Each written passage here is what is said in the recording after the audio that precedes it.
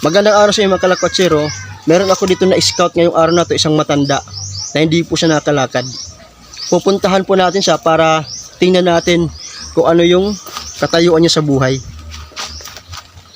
Kasi nakakaawa yung matanda.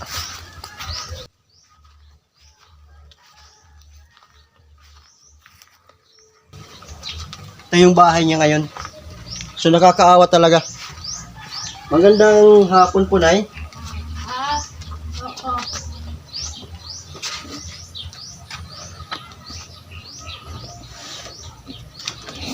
Magandang hapon.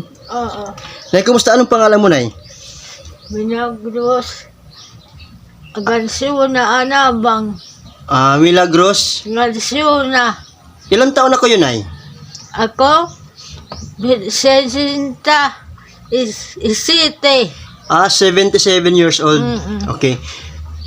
Nay, mag-isa lang po ba kayo dito nakatira sa bahay?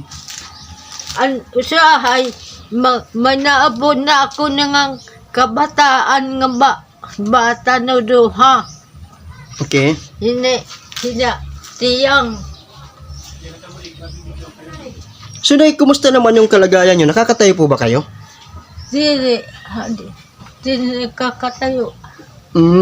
So, dito sa bahay nyo, wala kang kasama. Waray. Siya po si Nanay Milagrosa.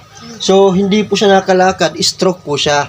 So, bali wala po siyang anak, wala na po siyang asawa, at dito sa kanyang tinitirahan ngayon na bahay, mag-isa lang siya, bali, sino nagbibigay sa inyo ng pagkain, Nay? May nagbibigay lang din sa inyo. Grabe. Di isa bulo di. So, minsan may nagpupunta dito, nagbibigay siya ng bigas. Pagkain na lang. Sino naman nagsasaing sa inyo dito? Siya ko na. Ikaw lang din nagsasaing dito, Nay. Grabe mga kababayan, oh. Naningkod na ako. Grabe mga kababayan. Mag-isa lang po si Nanay Milagrosa dito sa bahay niya. Stroke po siya, hindi po siya nakakalakad. Mag-isa lang sa buhay, mag-isa lang sa bahay niya dito. Tingnan niyo mga kababayan, yung katayuan niya sa buhay.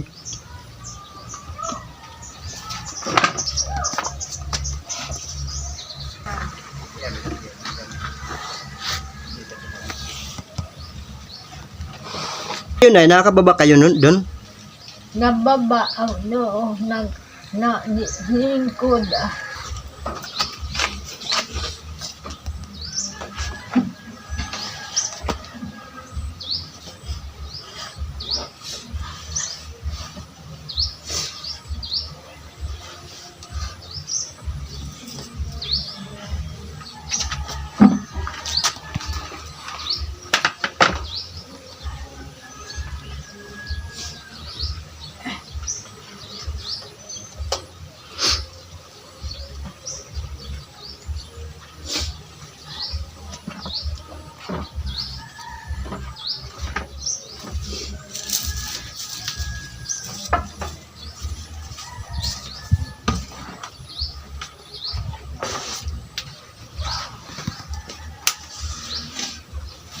Ang madin kaya akong bangangalayo.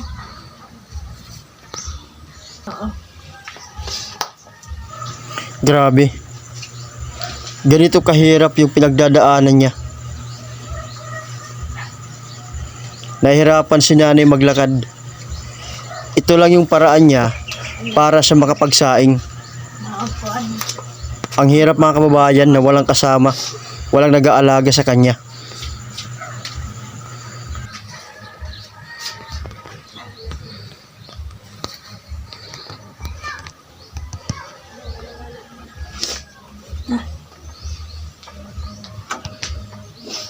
Dito sa tinitirahan po niya, mag-isa lang, dito nagsasaing po siya. Ito po yung saingan niya.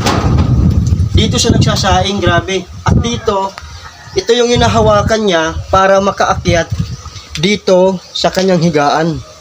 So grabe, 2 buwan pa lang na namatay yung asawa mo. Oo. Okay?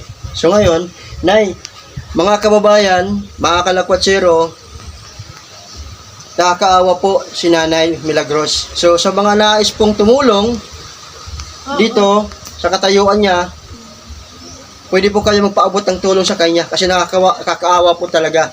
Kahit yung pagkain, wala na pong naghahanap buhay sa kanya. So, sa katayuan niya, umaasa na lang din po siya sa mga bigay ng mga tao. Naiiyak po si nanay, grabe. Naiiyak ka, di ba? So, ang hirap mag-isa sa buhay na dumating yung time na pag tumanda tayo, wala nag-aalaga. Yun yung masaklap kasi minsan may mga anak, minsan iniiwan tayo ng mga anak natin, hindi tayo naasikaso. Grabe, no? Na kunti na susugan na.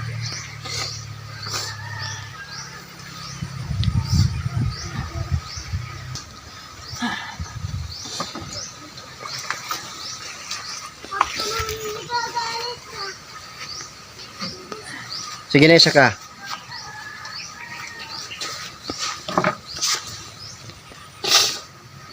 Mahingi ako ng magtulong para pagkaon na ko na manoon na nanis dininood.